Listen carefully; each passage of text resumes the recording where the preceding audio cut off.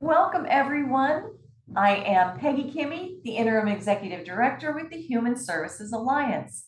And this is one of our member events on Zoom today. And we are celebrating the holidays by learning to take care of ourselves because we know that we can't give from an empty basket. And with all the holiday hustle and bustle, there's so much more going on. It's exciting and it's fun, but fun stress is still stress. So the goal today is for us to take a few minutes out and learn how we can benefit ourselves and rest and rejuvenate and enjoy the season more and not get distracted and stressed out. To start off the meeting today, I would like to have us introduce ourselves so that we get to know everyone. You know that I am with the Human Services Alliance and we are hosting this event.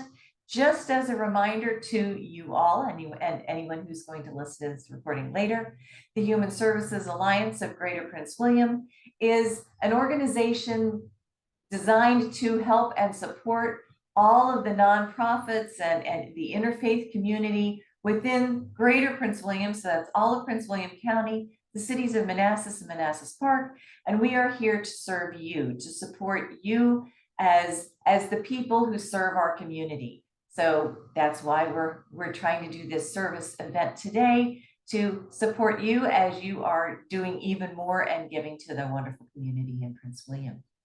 Next, I would like my team to introduce themselves. I'm going to ask Tashbia to say hello and Lynn to say hello. Hi guys, I'm Wynn. I'm the newest addition to the Human Services Alliance, and I will be transitioning into being strictly grant compliant and making sure everybody understands the rules that have been placed upon them. Trying to figure out how to word that. Um, so even though I haven't been here very long, this is going to be very interesting. I hope that I get to develop good relationships with everybody who's going to be here and everybody who watches the video. And moving forward, hopefully you guys will see me more often. Tashbia. Hi everyone, this is Tashbia Chaudhary. I am also a new addition, not the newest, but just walking under the shadow of our Peggy Kimmy, our great executive director. I'm currently helping with the few alliance stuff and then also like specifically the ARPA grant. But as Win is transitioning to this role, we're gonna be probably have her more working with our partners, our ARPA grant partners, and I will be taking care of other stuff with Alliance. That's it. And I'm happy to work with all of you. Thank you, Lynn. Nina, would you introduce yourself? Sure. Hi, everyone. I'm Nina Manganeris. I am the Deputy Director for Formed Families Forward. We are a family-led nonprofit. We're located in Fairfax, but we serve the whole Northern Virginia area. We work with foster, adoptive, and kinship care families who are raising children with special needs. We offer a variety of services from individual consultations to classes to support groups. We have a whole bunch of webinars that are available on our website. We have an extensive resource directory that covers all of Northern Virginia and then some. That's searchable by topic or provider. So that's been a real big help to a lot of families. We also partner with the school system with their Virginia tiered system, Virginia VTSS, Virginia tiered system of services. I'm probably not getting the acronym right, so many acronyms. But we are, very active in the community, providing support both to families and to professionals who serve them. Thank you for being here today. Thanks for having me. Paula. Good morning, everybody. My name is Paula Lacey. I am the founder, creative director at RSV Media, and we do all things marketing, communications, and video production.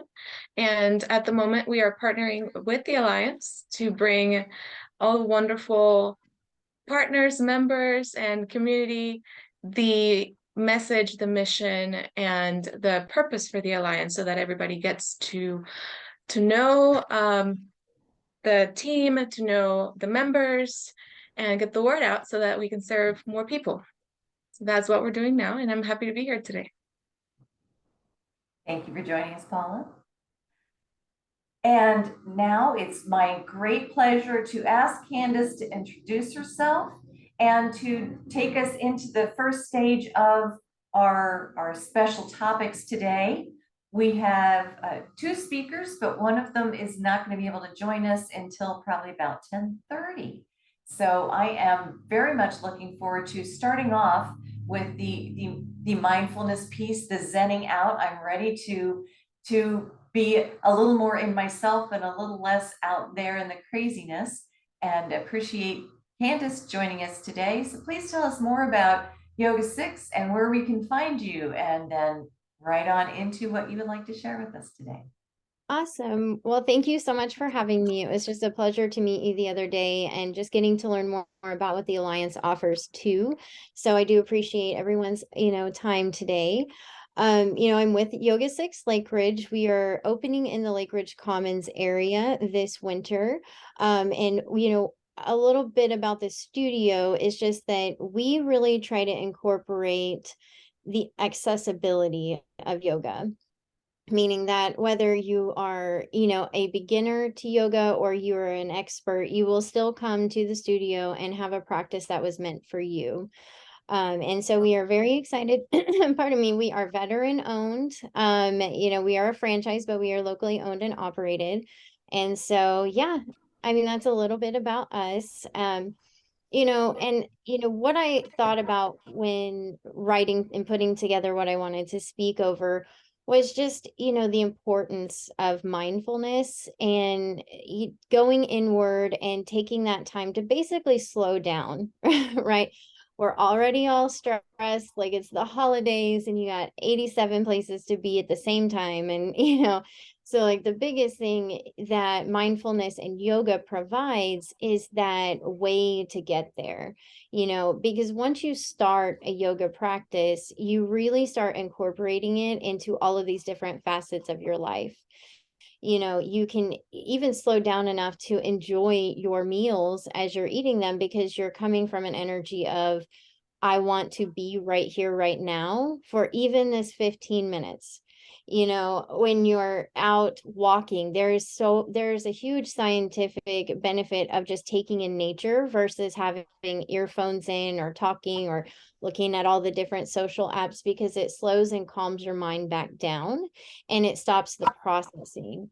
And that's, really like getting into mindfulness is so, it's so vital for us to really take in and take back our power into our daily life.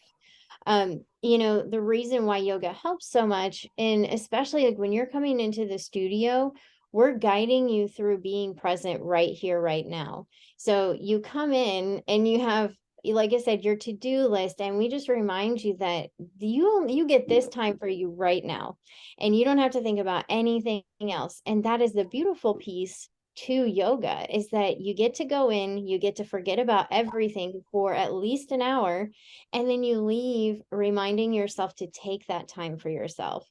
And when we slow down our minds long enough to just focus on that one thing, we lower our stress response in every situation afterwards. Because I don't know if you know this, but like your body takes 3 or 4 days to recuperate from one stressful event. And we've been living stressful events lately. So if you're not doing anything preventative or anything afterwards, your body just holds on to that tension. And so that's where we'll see issues with our digestive health, our anxiety, insomnia, like not being able to sleep. And so all of these different factors go into mindfulness, and that a lot of people don't realize. It's just like this added bonus, right, to having a practice, is that you get that cleansing, that full body rinse whenever you're doing the movements. I'm really big on letting people know that every pose has a purpose. Whether it's helping your hormones come back down and chill out, or, helping you just be in the now. There is always a reason for each pose, and to me, yoga has personally helped me be able to sleep better, to be more intentional, when we're doing all these things during the holidays. We have to remind ourselves that yes, the busyness is the natural and the norm, but we don't have to make that the natural and the norm. We get to just take that time for our family and, get to, or, your friends, however that looks for you this season. Being a military family, we are not around family, but we are around family, if that makes sense. But, the thing is you get to stop and pause and really just, take the distractions away. If you can, try not to be on your phone during just at least one portion of the day each day, and have the conversation with whoever you feel needs it the most. And especially during the holidays, there are so many people that go through those hard times, and make it a personal goal to be more intentional about just reaching out to a loved one or a friend. These are the different pieces of mindfulness that we start bringing into our life whenever we start going more inward and pausing. It's like this trickle effect that happens, and it is beautiful and it is powerful, because ultimately that's how we continue to give back to our community. A lot of you guys are givers. That's why you're in a part of the alliance. That's why you're in nonprofit, is to give and see the community uplifted. And that's where giving back to yourself allows you that ability to give back to others. And so to me, we as Yoga 6, we love to give back to our community. I think it's pretty divine timing that we would meet up and find each other, because, part of what we do is do what's called a flow for a cause, where we will partner with different organizations to raise money and funds to benefit a specific organization. 100% of the proceeds go to that cause. And we do one a month, every single month. And we have the flexibility to choose whichever organization we're going to be a part of.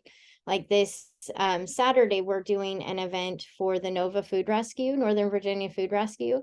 So we are very excited for that. And, I think that that's the other beautiful part about yoga, is it is truly about giving back too. And so that Where's is the Nova event going to be, Candace? so the Nova event is going to be it's called Tucked Away Brewery. They are, yeah, it's a fun event. So the cool thing about our flow events is, since we're not open, they have graciously opened up their brewery to allow us to come in, and we just do a flow, and then everybody can stay and hang out and have a drink if you choose to, or just hang out. And it's just a lot of fun. You get to just meet other people and give to a great cause. So yes, highly recommend anybody that can come. I can send out information to Peggy and get it out to you guys if that's what you would like. I can do that. Please, yes, thank you. Yes. Does anybody have any questions about like mindfulness or even yoga that I might help with? I'm curious because you know what a flow looks like. And so tell us more about what that is and what that means. And maybe even, is there some things you can have us do here? Yeah. So, okay. So one really cool technique that you can incorporate, and you can do this anywhere, anytime, any space, is it's a body awareness. So if you take and close your eyes, and like if you can just practice it now. So you just take and close your eyes and just breathe in for just a few moments. Think about not anything that's going on in your day, nothing that you need to do, nothing that you have been doing, anything that's, on the plate for tomorrow. Let it go for just right now. And really just focus in on your breath coming in and your breath going out. As you pause, letting all of your thoughts go and empty. start to instead focus on the different parts of your body, starting with your feet,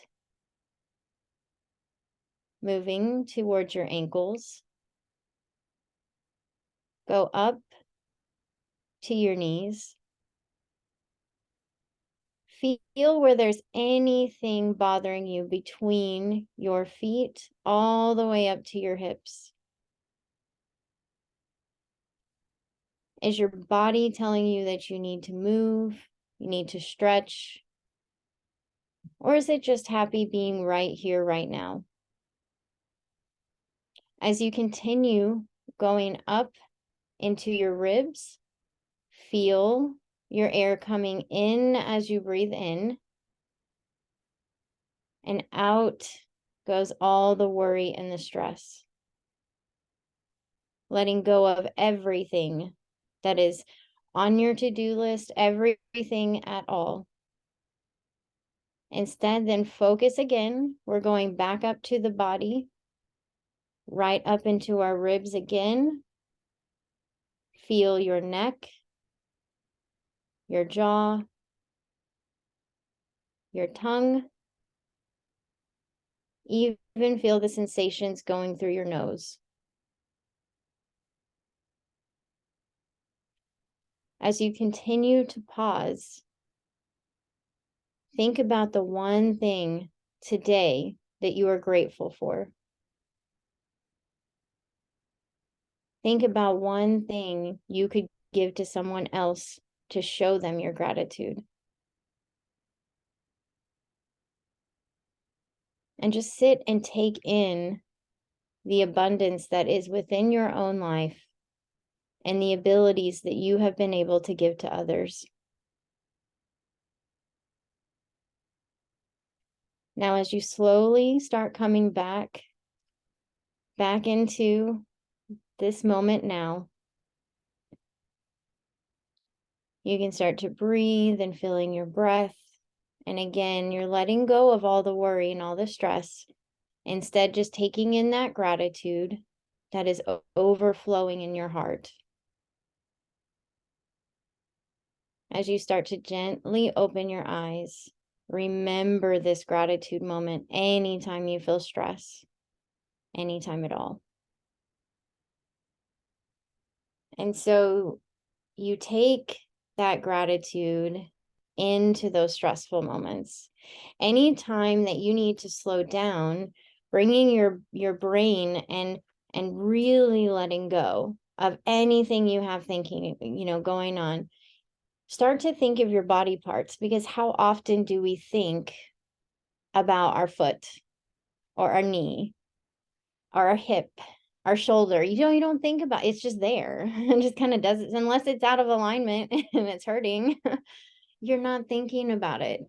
And so we can slow our mind down by thinking about our body awareness, right? And there's different things that you can do where you can check in and ask your body, like, do I need to get up and move, right? Do I need to bend over to the side? Do I need to do an arm stretch? Do I need to just pause and not think about anything? And 98% of the time, it's pausing and not thinking about anything that will help you have such a more productive day. Knowing when to say no, and then knowing when it's okay, like you were saying earlier, gave the tree up this year, let my family do it. And the release, it caused a ladder effect of gratitude for them, right? So it was all encompassing. It not only helped you, but it gave them that joy. And so when we learn to be in flow, which is doing the things that feel right in the moment, that is how we end up doing these greater things, because then you're not coming from a stressful space, you're coming from the space of ease, and so it is truly beautiful. And like I said, so that's one practice you can do at any time of the day. It's just checking in with your body. And Insight Timer has a really great, it's a free app that you can download for meditation, which you can do, no sound. You can do a little bit of like a bell, or they have different audible sounds that you can use.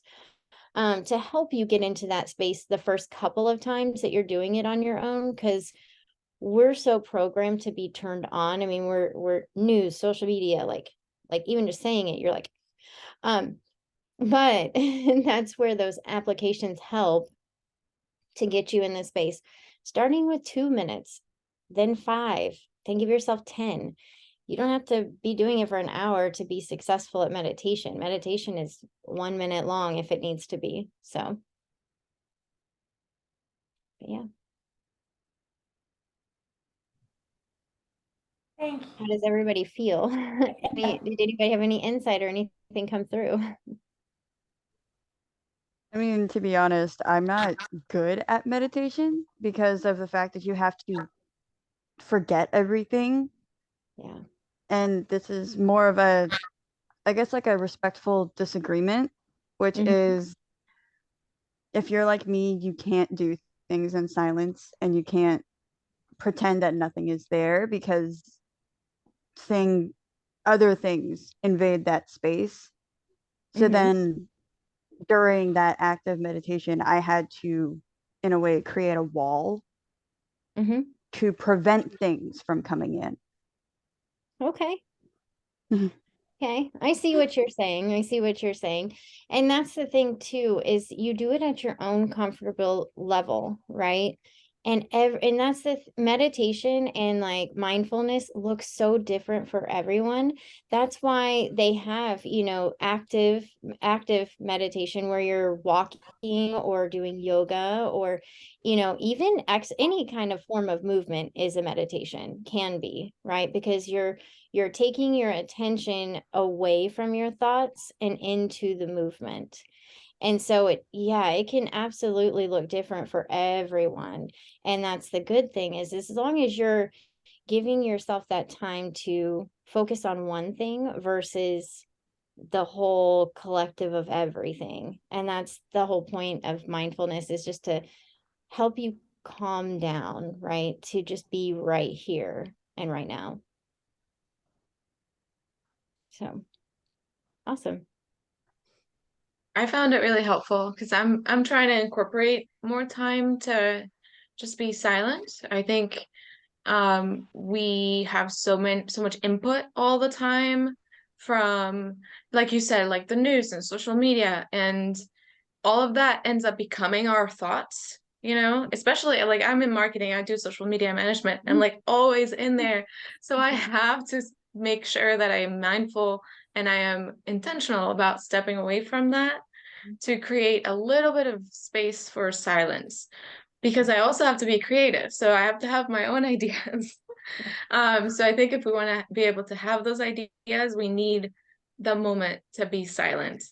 So it's just, and even a minute, a minute is more than I usually make time for. So it's helpful to even just say, okay, if I have 1 minute to scroll, I have 1 minute to stop and just and just be silent just for a moment. So I think I'm grateful for that exercise too. It was very helpful. Thank you. Exactly. Me too. I have had experience doing yoga, not like I have never enrolled anywhere, but at my other previous job, I was working with the Fairfax County, and we were working closely with COVID affected people, also like vaccination team. So we had like the same routine every day, like doing the same thing, focusing on the same thing, saying the same thing to people over and over again.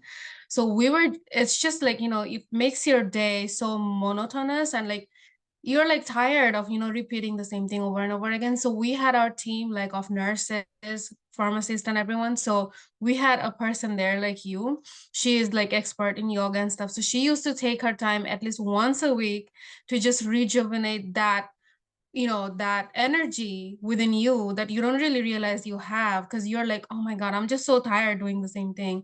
So when I did that, some of the movements are hard, but like you have to kind of get used to it. But then it really helped me just, energize myself afterwards. Cause, I literally felt that energy in me that, oh my God, it made such a big change. I was just feeling so sleepy, so bored, but then now I'm like full of energy. So it really works. I'm a busy mom, full-time worker.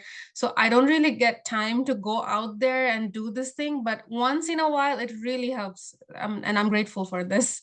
And thank you for, giving us this exercise this morning. It's going to be a great start, I believe, for everyone.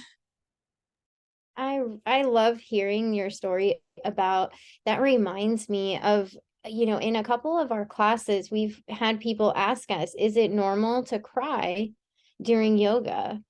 And the reason why it happens is because we store energy all throughout our body.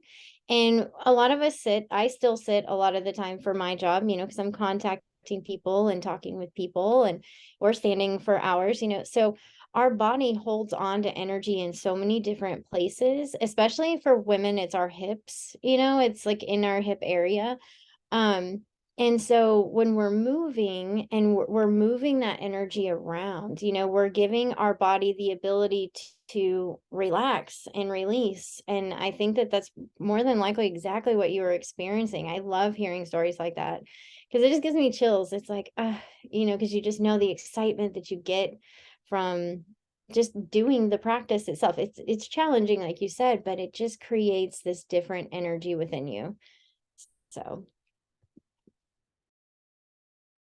I think if I may, just a little point that I think sometimes gets overlooked when it comes to yoga practicing or anything like that is breathing. I think when we're like stressed out, I can hold my breath or just be just not very full in my breathing. And the moment I focus on that, like I don't even have to think about not thinking. If I just think about my breath, then I can calm down a little bit. So it makes the whole mental gymnastics easier. exactly. And that's our practice in itself is a vinyasa base, which is all breath to movement. And so we really try to incorporate the breath portion of moving through everything because, I'm just as guilty. Whenever I get into the motion, I'm like, well, this is really hard. I'm supposed to be breathing, but I'm not. I'm holding my breath. And that's when the teacher will just remind us gently, like, hey, it's time to breathe so that we can do the next movement. So I mean, this isn't yoga related, but it is something that I have to do, which is physical therapy. I constantly do like these exercises and stretches, and I always forget to breathe. And so my instructors will have to say the same thing. They're like, if you don't breathe, it's not going to help you. yeah. I think it's just a natural tendency, and we don't realize that when we breathe, we're putting oxygen back into, our system. We're giving our body that ability to open back up. And I feel like it's just a natural response. You're like, but it's hard. It's awesome. Nina, do you have any thoughts? And I'm curious in your work with the beautiful families and how they're forming and the processes that you're taking them through. Do you already do any mindfulness or in the moment practices with them? Or is there something that if you might be able to just kind of do a centering before a meeting? Is this going to be helpful for you?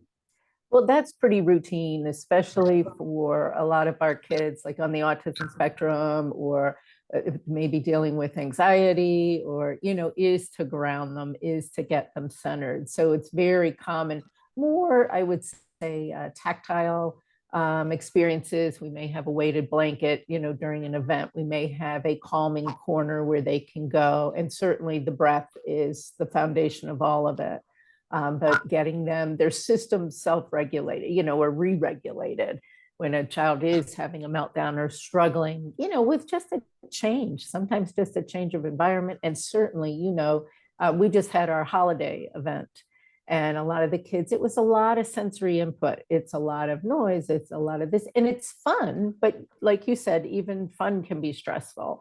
And so giving them opportunities to breathe, to regulate, when we teach classes, we have fidgets on the table, so people have a Slinky or Play-Doh, or, again, it's that regulating mechanism. So yeah, sort of yoga adjacent, but it's all about that regulatory process. But good question. Thanks for asking, Peggy. Thank you. That sounds wonderful. It sounds like something, sorry. I was gonna say, it sounds like something that maybe we all need to incorporate a little bit more, because sometimes we don't even notice when we're getting a little overstimulated or dysregulated.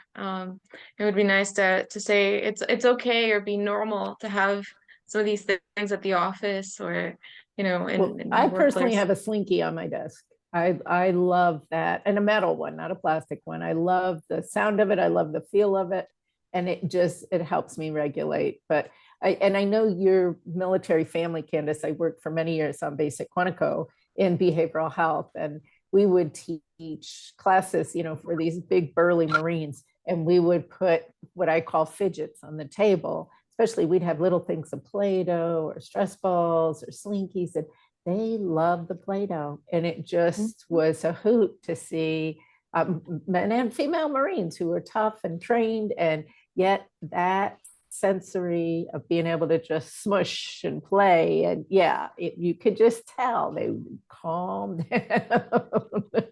I have It's fidget funny as you well. It's mentioned- actually this Oh, little Oh, die. see?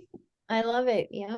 Wait, hold it And up, depending Win. on what mood I'm in, I can switch what thing I'm playing with. Oh, I love that. That is genius. I love that. And they're only like, I think $5. So Oh, an even dollar store, you can go even lower. exactly. I got it back when it was a Kickstarter. So That's cool. And But that's yeah, great that you supported someone, in their dream to build something like that. That's awesome. I love that. I totally relate with the fidget thing though. Yes. Mhm. Well, I thank was you so much, Candace. Sorry. Go ahead. I was just gonna say, my husband, who's in the service, he has Legos. He grew up as a Lego person, and like his office is the only office you go into, and it's got Legos everywhere. And he loves and gets excitement because people will stop what they're doing to play with the Legos. Perfect. Be in the moment and build something. Yeah. So thank The you. little kid comes out. Was absolutely what I needed in this moment. And I appreciate you walking us through. And I know the folks that watch this later are going to appreciate being taken out of the hustle and bustle and being able to find that time for themselves and all the ideas that have been shared. I also want to welcome Allison, who has been able to join us. So I'm so glad, Allison, that you were able to come in and were willing to come, even though you had something else on your schedule earlier. So we really appreciate you being here with us. You're going to have to watch the video because Candace walked us through a wonderful being in the moment, breathing and centering session. And then we had fun talking about it. So you'll be sure and get that link. But I do want to then, if you're ready to jump in, I would like to introduce Allison with Centera. And I'm hoping that she's got some great tips and tricks on how I can be naughty and still be nice to my body while I'm nibbling on these special holiday treats this season. So welcome, Allison. Oh, you're muted. Oh, thank you. Sorry about that. Is it okay if I share my screen? Okay, perfect. Let me just pull this up really quick. All right. Okay. And can you guys see this okay? All right, perfect. All right, so we're going to talk about some holiday eating tips. Just to give you guys a little bit of background about me, I'm a registered dietitian. I'm also a diabetes educator, and I work here at Centera's outpatient nutrition and diabetes education program. So I love food just as much as the next person, even though I know everybody is like, what are you eating? What are you doing? But I also love holiday food. So hopefully after today's session, we can kind of talk about like how to find that balance a little bit more and, be okay with it. And also make sure that you're doing healthy things for your body too in the same process, because it is a stressful, busy time of year. And we want to make sure that we're also taking care of our bodies and feeling good. So my first tip for you guys is planning ahead. So planning ahead is crucial. We have a lot of events and different activities that pop up this time of year. It could be like the work holiday party, and then you're doing like a friend holiday party, and then you've got your family holiday party. And with all of those events come the delicious foods and the treats, and then they kind of linger maybe at the office, or maybe they linger in your kitchen. So planning ahead and trying to look ahead at the schedule for the month and trying to see, okay, I've got these events, maybe pick and choose the ones that you're going to enjoy, and maybe choose the ones that you're like, you know what? I really, really want to enjoy this dish at my family holiday meal without the guilt. So I'm going to kind of back up a little bit on like the sweets at some of these other events to kind of like make, a little bit more of a balance there. So planning ahead and looking at your schedule to see what you have is going to be really, really helpful. We also have a lot of travel this time of year, which can make things more challenging for sure. And that's probably the number one question that I get between October and January is, okay, I'm going on a trip. I'm going to visit family. I'm going to visit friends. What are some tips that you have? And my go-tos are to choose lower calories, unsweetened beverages as much as possible, because you want to eat your calories. You don't want to drink them, right? So in my opinion, I'm all about the food first. Drinks can kind of fall to the backside. So if you can help it, try to cut down on the calories from your beverages. That means like less sodas, less juice, less sweet teas or lemonades. Try to look for like 0-calorie beverages if you can, and save those calories for your foods. And then of course, again, this kind of goes with planning ahead, packing snacks for your travel. It can kind of reduce some of those pit stops at the gas station where you have minimal choices available to you, or maybe stopping at the fast food restaurant because you're starving and you got to have something right then that second. In those scenarios, you're more likely to make the wrong decision, versus like packing something ahead of time, like a protein bar, or some turkey jerky or string cheese, things that are a little bit more on the non-perishable side of things that you can travel with easily. I always keep like a little bag of trail mix in my car, so that I have that if I need to kind of munch on something. And again, it just kind of helps to reduce some of those like bad decisions that can pop up along the way. And of course, using the calorie counting resources when you're dining on the go. We're a big fan of the Calorie King book here in our program. They have an app that's free to use. And we really like it. It's a little different. Like MyFitnessPal is more of a food logging app, but the Calorie King is more of a resource. So if you get on the app and you look up, okay, I'm going to go to Tropical Smoothie Cafe and I'm going to look at the different options that are there. You can look and click on the different types of options on their menu, and it'll tell you all of the calorie, carbs, fat information that you need to make an informed decision. And you might find that there's a delicious option that is much lower in calories and carbs and those types of things. So use those resources to your advantage. And hopefully after today, some of you check out either the book if you're more of a tangible person, and they make smaller ones that you could keep in your purse, or you could download the Calorie King app on your phone. It's super easy to use. You can look up restaurants, but also you can look up general foods. Like if you're like, hey, I'm curious, like what's in an apple? You can click on apple and it'll tell you all the nutrition information there as well. And also planning ahead for the feast. So whether you're hosting or whether you're attending, I would say don't skip meals earlier in the day. I know a lot of us tend to do this. We're like, I'm just trying to save room for later because it's going to be a lot of food options. We would advise not to do that, because then you're going to go into that meal starving. And when you have that starving feeling, you are more likely to overeat because your eyes are bigger than your stomach. You're going to overfill your plate. You're going to overeat more than you really, really needed to, because you're kind of setting yourself up for failure if you do that.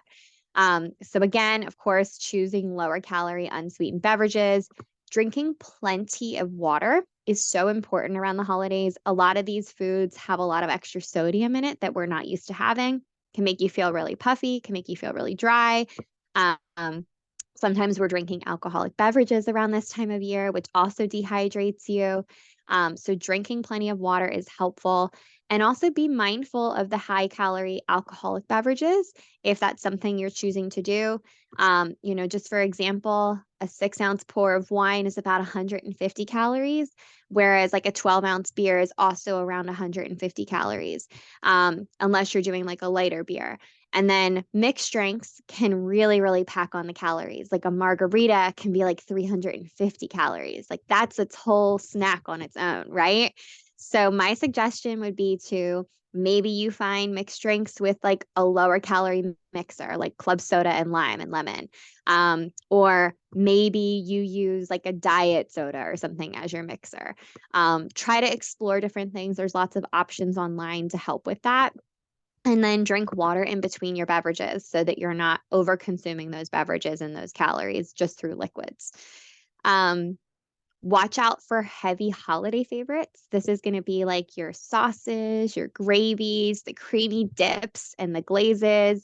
I know they're delicious and they're so good. And I'm more of a dip person myself. So I'm more of the charcuterie board and the dips. So I'm going to pick and choose, right? So kind of going back to what Peggy said, like you want to be able to enjoy some of these foods. If I'm really a sucker for the dips, then I'm not going to go ham on the gravy later at dinner, right? So kind of think about how you're going to pick and choose and spend your calories like they're a budget. I know we all love that classic sweet potato casserole, but I know it has like a good healthy sweet potato involved, but then we add butter and milk and sugar and more brown sugar and on the top. So it can get very high in calories, carbs, and fat very quickly. So just remember that if that's like your ultimate favorite, then maybe we pull back in other areas so that you can enjoy that. And then of course the pies and the cookies. I'm not necessarily a sweets person. I'm more of, like I said, the charcuterie board, the salt crunchy person, but I know I work with a lot of patients that love their sweets. They love this time of year. They bake cookies. So pies and cookies, we obviously know they add up in sugar, they add up in calories, they add up in carbs and sometimes fat. So if you are like, hey, I have to have the pumpkin pie after the meal, maybe you pull back on some of the carbs at the main dish. Like maybe you don't need that dinner roll with your main dish and you're going to account for the pumpkin pie slice afterwards, right?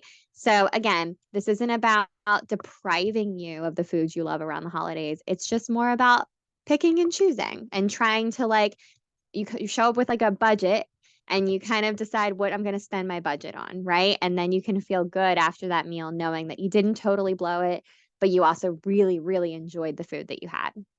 And then my recommendation for most people is just to pick your 2 favorite heavier carb items at the table, make them small servings, don't overconsume them, mindfully eat, which we'll get into in a little bit, and just kind of, really savor that process and enjoy that food and all that went into it. And that's, again, what the holiday food is about, right? It's just kind of enjoying what other people make and coming together and making connections. And of course, again, like I said earlier, be mindful of the salt intake. A lot of the foods that you're eating around the holidays are those casseroles, those dips, those different things that we're not used to eating on a daily basis. And they have a lot of salt in them already. So knowing that, I wouldn't also add a ton of salt on top of it. Maybe taste the food first and see like, oh, it has a lot of flavor on its own. I don't need to add a ton of salt on top of this because that could raise your blood pressure. That could make you feel really bloated and really crappy later. So we want to try to reduce those types of, symptoms and have you really enjoying the holidays and the holiday foods without the like slump that comes afterwards. Okay. And so I'm a big advocate of staying active this time of year as well, because it can help to kind of create that balance of calories in versus calories out. We know that your foods are going to be higher calorie right now, especially the month of December. So try to start working on your exercise now. And again, this kind of goes ahead with like planning. If you're going to go to a holiday like friends meal on a Saturday night, try to make sure you're really active that day going into it. Go for a walk before or after the meal. Try to play on some outdoor activities with your friends. If you want to play a game of flag football, or if you want to go for a walk in the park, or if you have pets and you guys want to walk them together. These are all really great ways to build exercise into your holiday. So it's not totally centered around the food, which I know it very easily could be. And then, of course, adding activities to the holiday in general and creating new traditions that way instead of just the food. Like maybe you guys go shopping or you go to a museum. Maybe you make crafts afterwards. So you clear the table, the food's away, and you kind of focus on that.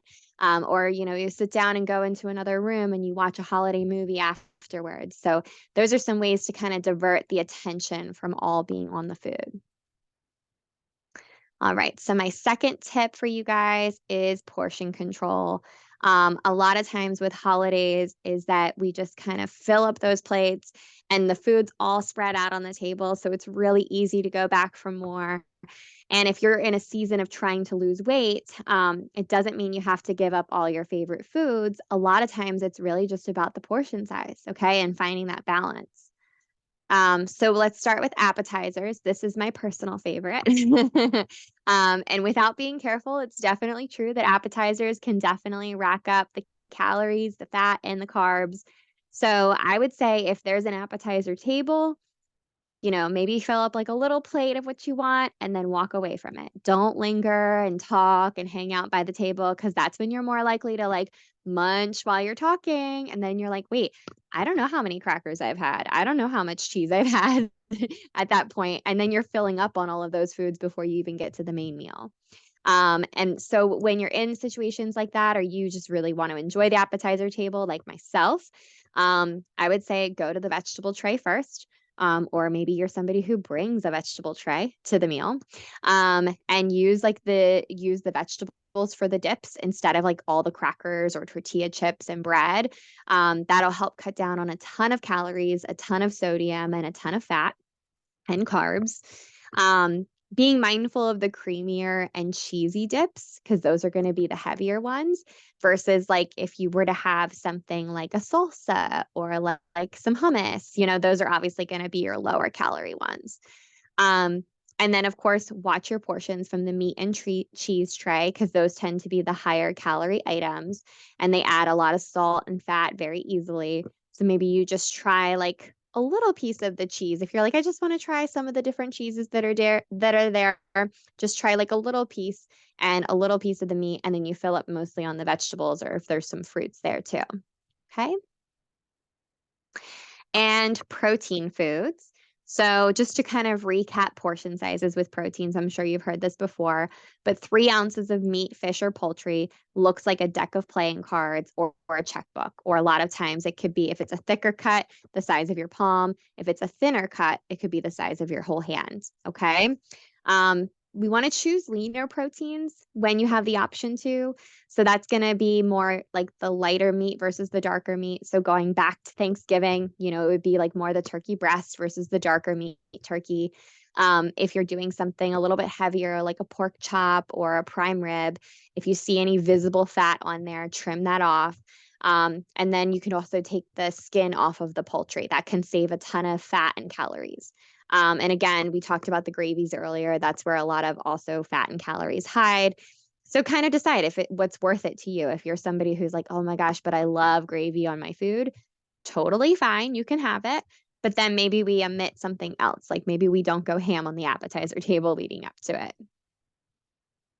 And vegetable dishes. So to kind of cover like portion sizes for vegetables, typically 1 cup is the normal serving sizes for veggies, but I'm all about like adding in as much as possible.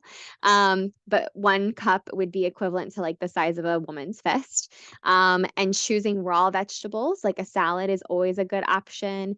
You could do steamed or grilled or roasted dishes. I know roasted carrots and Brussels sprouts are a really nice vegetable dish this time of year. I would try to maybe avoid doing the veggies in like the creamy, gravy, buttery sauces. Like the green bean casserole. It's a classic one, but it's really creamy.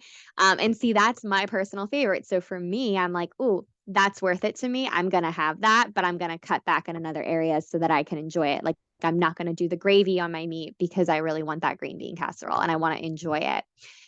Creamed corn and creamed spinach. Those are some other examples.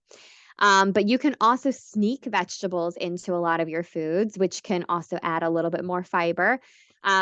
Stuffing is a really good opportunity to sneak in kale and other greens like celery, mashed potatoes. You can do onions. I don't know if you guys have had cauliflower mashed, but it's really, really good. I wouldn't say it's exactly the same texture, but it's pretty darn good. So that's an option as well. And then you can also add mushrooms to your gravy sauce. So you're getting a little extra fiber there. And starches. So I would say just trying to limit the amount of starchy carbs at your servings per meal. And these are, because again, they tend to be a little bit more higher calorie. They tend to kind of mess with our blood sugar levels. So I would say choose 2 of your favorite starches and have a small spoonful, like, or maybe an extra big spoonful if you really, really want some. So these would be like your mashed potatoes. If we're looking at like the traditional meal, mashed potatoes, stuffing is going to be a carb. Sweet potatoes or sweet potato casserole are going to be your carbs. Corn is also a starchy vegetable, so it's going to be considered a carbohydrate in this case. And then rolls and cornbread, and of course, cranberry sauce. We forget about that too, but fruit is a carbohydrate and it has a lot of extra sugars. And then cranberry sauce, they even add any more sugars to it. So keep that in mind as well for your starches. And for desserts, my recommendation would be to keep the portion sizes small. So maybe you don't do a full slice of pie, but you cut that in half. They tend to have a lot of carbs, a lot of extra sugars, and a lot of calories. You guys already know this. Another recommendation would be to maybe share that portion of dessert with somebody. So for myself, like I'll ask my husband to say like, hey, you want to try this with me? Like, let's just kind of do a dessert plate together and we can split it. Or you can eat fewer starches at dinner, like I mentioned earlier, to help you spend more of those starches on dessert if that's more worth it to you. For myself, I want more of the dinner starches. But if you're like, I'm a sweets person, I want more of the dessert, then kind of make that switch. So for example, switching mashed potatoes or corn at dinner can help make room for dessert on your plate later. All right, so dessert portion sizes that are really helpful to remember. An eighth of a pie would be like 1 slice of pie. Usually for like a fruit cobbler, it would be about half a cup. For a brownie, that would be like 1 1/4 inch. Cookies, maybe like 3 ginger snaps, but again, those are tiny cookies. And frosted cake, like a 2-inch piece. Frosted cupcake is just 1 cupcake. And then if you do like a half a cup of like regular pudding, or if there's like a sugar-free pudding, that might be an option as well. So this is a nice visual that I share with a lot of our patients, usually in November before we really kick off the holiday season, because it's a lot of like your traditional Thanksgiving foods. But of course, some of us repeat this type of style of eating even through the rest of the holidays. And we really like this handout because it does show us, the different types of foods, what the portion size typically would be, and what those calories would typically look like. So I can also send this to Peggy if she wants to email a copy of it out to you guys, because it's a nice resource to have. I think it was just really interesting to look at like the pecan pie, that it's like 1 slice is over 600 calories, which is kind of crazy. If you're a pecan pie person, or sausage stuffing, it's like 1 cup of that is over 400 calories, which is kind of cool to see too, because you're like, wow, I didn't realize it was that much. And like some of us are like, I didn't like stuffing that much for it to take up that many calories on my plate. So you might rethink the portion size later. All right. And then my third tip is being mindful. Being mindful around the holidays is key. And it sounds like you guys already kind of talked a little bit about those tips earlier. It's a busy, stressful time of year for some of us. And for some of us, it's like things start to finally slow down. So it really depends on the individual. But being mindful is just really, really helpful when it comes to eating healthy around the holidays, because it, getting together with others is just more about connecting and celebrating and bringing joy into each other's lives and being grateful. And so often the food really takes the center stage when it shouldn't. Let's think about being grateful for what we're eating, what it took to get this food here. who put the love into making it, and just taking that beat before you sit down to eat can really change your perspective and your whole mindset before going into a meal. And it helps you stay in control as well. So practicing mindfulness, focus on the conversation with others, avoid mindlessly eating, like I mentioned earlier, at the appetizer table where you're not thinking about it. Or, after a long, stressful day of work, if there's like chocolates sitting on the counter and you're like, let me tell you about my day, and you just start kind of eating them mindlessly. And you can definitely indulge around the holidays and enjoy yourself. That's what this time of year is meant for. It's meant to be like, I've waited all year for this meal, or I've waited all year for this treat. But you have to, think about like, what does moderation look like for you? Pick the two things you really want to try, or the things you merely want to consider a treat for this time of year, and then taste them, enjoy them, savor them, and why you love them so much. And then after you're finished eating, leave the table, clear the plates. One trick that I do is if I want to sit at the table and talk, but I'm done with my plate and I've reached that, like, I'm not too full, but I'm satisfied feeling, I will put my napkin over the plate and I'll just kind of push it away so that I'm not going to sit there and just pick at the food that's left on the plate because I'm hanging out and talking. Other tips is that if you're going to someone else's house, offer to bring a dish. Make something that you want to feel good about with eating, like bring the veggies for the appetizers, or maybe you sneak more veggies into your version of the stuffing. Whatever you feel really good about, that's your opportunity to bring something healthy.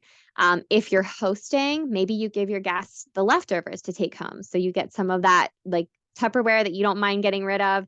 And at the end of the night, you kind of pack it up in the Tupperware and you hand it out the door as like a little gift. Thank you for coming. Enjoy this food when you get home. I don't want it sitting in my house. And then remember, there's no pause button during the holidays. Stay present with others. Remember that it's not all about the food, and enjoy yourself, because that's ultimately what it comes down to. Okay.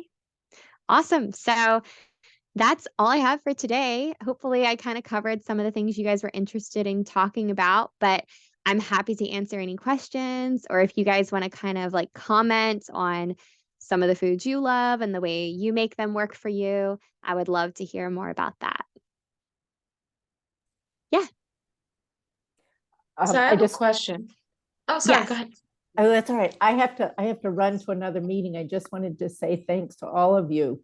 This was good incentive to stay healthy and mindful during the holidays. So wish Yes. you all a very happy holiday season. Thank you. Yes. Happy Happy holidays. holidays. I wanted to ask about when you're making these decisions. So you go to grandma's house, right? And she cooked all this food, and you're like, I'm not gonna have this, so I can have this, but grandma made it and she wants you to have it. And you don't want to hurt her feelings. Yeah. And she's telling you, I made this for you. So like, how do you deal with people maybe Yeah. giving you a hard time for making the choices? That's a great question. And I get that a lot actually too. And I get that even with my own family. My dad's like, Allison, relax. You're a dietitian full time. Like, just relax. It's the holidays. But I think it just, of course you don't want to offend anybody. And of course, I'm sure her food is delicious. I would say when that happens, just portion size. Like, really focus on making sure your plate is like what you feel is a comfortable amount of food for you to eat. You want to try her foods. You don't have to pile the plate high, even though I'm sure she would love to see it. But I would say just, sample her foods and like do a little spoonful of this, a little spoonful of that. And then, focus on like, wow, thank you so much for making this. This is delicious. This one's my favorite. Grandma, why don't we go for a walk after this? Like, why don't we, like, let's maybe, so that you're kind of like taking the focus again away from the food, if that's something that's really important to her.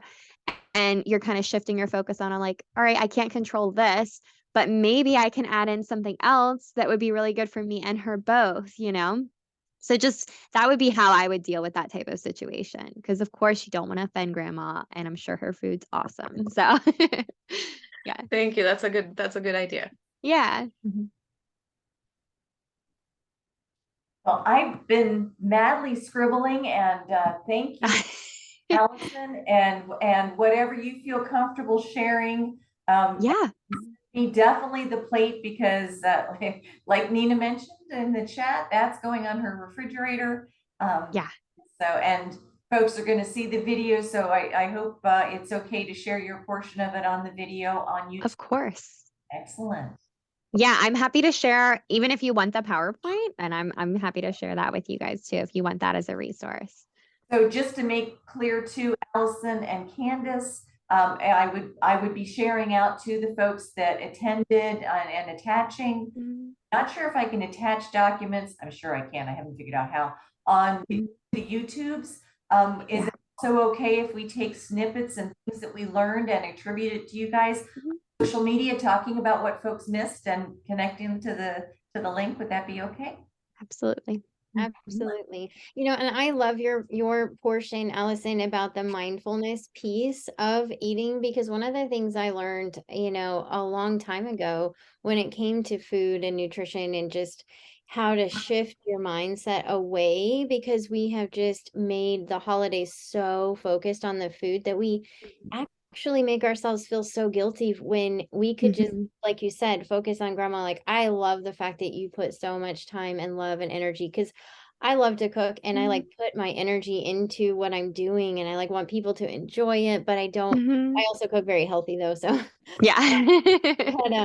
but you know, when you take the emotional attachment away, right? Like the ability to be in the room with people takes away the stress of, I need to figure out like what I can have. Just remind yourself, like, have what's, like you said, like what's going to do your body good long term, you know, so that you can enjoy grandma next year and not take Yeah. a nap in like 5 minutes, you know? Right. Yes, exactly. And I agree Yeah. with you. I do feel like a lot of the patients that I see, especially around this time of year, it's the one of the two extremes. Either I've got people who are like, hey, I'll see you in the new year. It's the holidays. I don't want to focus on this. Right. And I'm like, okay, that's your decision.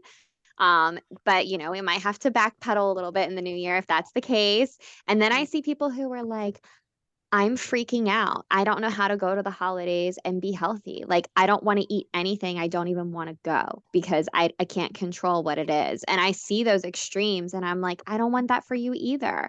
I want us to find the balance of the two where you can totally indulge and have your favorite foods, but also feel like you don't have to be so rigid about like what you're doing to stay healthy. And the reality is, like, you look at your head at your schedule, the holidays on like what, 1 or 2 days out of the month. I know December and November have more holidays, but like you can pick those 2 days and that's not going to totally undo all of your hard work, you know? So yeah, I'm glad that you could resonate with that a little bit too. I love it. No, I think taking care of our bodies is so, it's just important, you know, and it's all the holiday foods are great and they're wonderful and they taste so great, but you know, like at the same time, we can also shift our focus, like you were saying, to the family portion and just being present and enjoying the fact that you have this year together. You know? So Absolutely. awesome. Well, I was gonna say one last thing. Sorry. Yeah.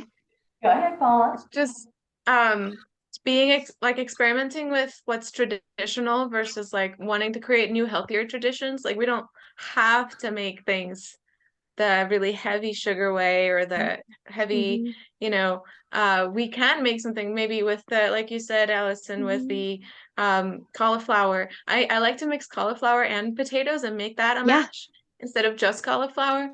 So like, why not just kind of introduce new traditions? If the past traditions are, I mean, diabetes and heart disease and cancer, they're really killing people, and so like maybe we need to take a second look and try to make healthier traditions be normal.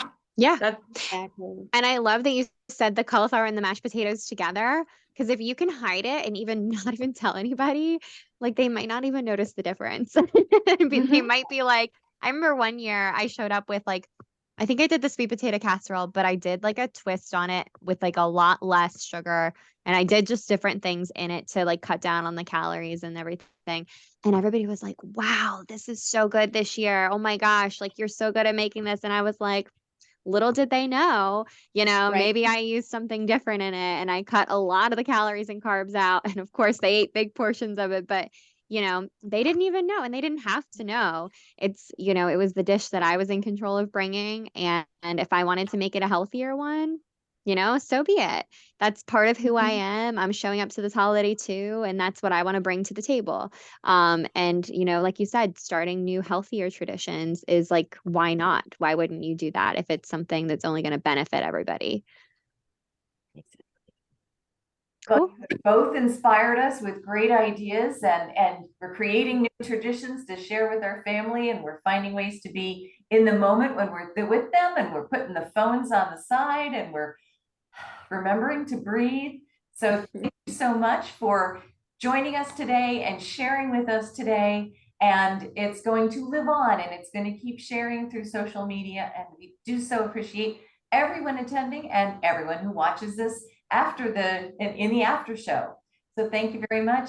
Happy holidays, healthy holidays, stress-free holidays, and we'll see you next year. Thanks. Sounds great. Thank you Thank so you much so for having much. me.